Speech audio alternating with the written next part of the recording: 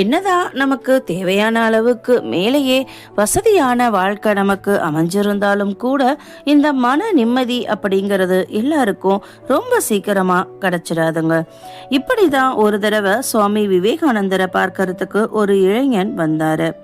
எனக்கு எல்லா வசதிகளும் இருக்கு, ஆனா மன அமைதி தான் இல்லை. படுத்தா தூக்கம் வர மாட்டேங்குது. கடவுள் நம்பிக்கை நிறைய இருக்கு. எனக்கு பிரியமான கடவுளை நான் ரொம்ப நேரம் வழிபடுறேன்.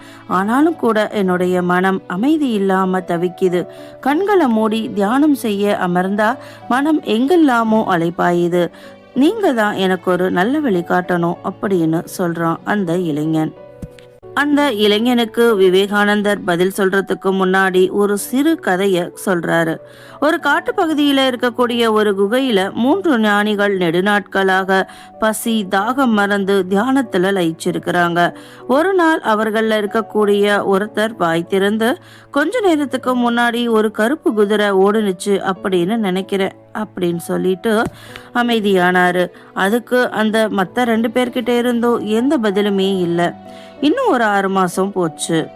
அப்போ 2வது ஞானி சொன்னாரு, அது கருப்பு நிற குதிரையா இருக்க வாய்ப்பில்ல, வெள்ளை குதிரைன்னு நினைக்கிறேன் அப்படின்னு சொன்னாரு.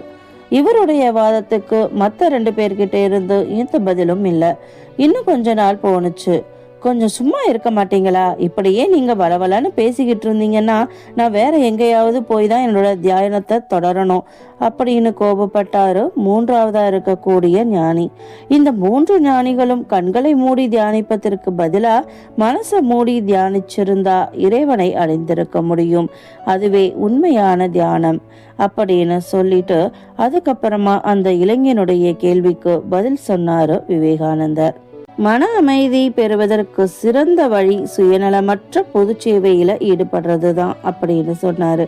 உன் வீட்டை சுத்தி வசிப்பவங்க கிட்ட ஏழைகள் ஆதரவற்றவர்கள் இருந்தா அவங்களுக்கு உன்னால முடிந்த உதவிகளை செய்.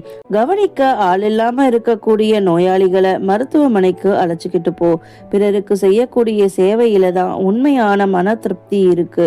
மனதுல திருப்தி இருந்தா அங்கே நிம்மதியும் அமைதியும் குடிக்கொள்ளும். இதை நீ உணரல அப்படின்னா உன்னால நிச்சயமா தியானம் செய்ய முடியாது.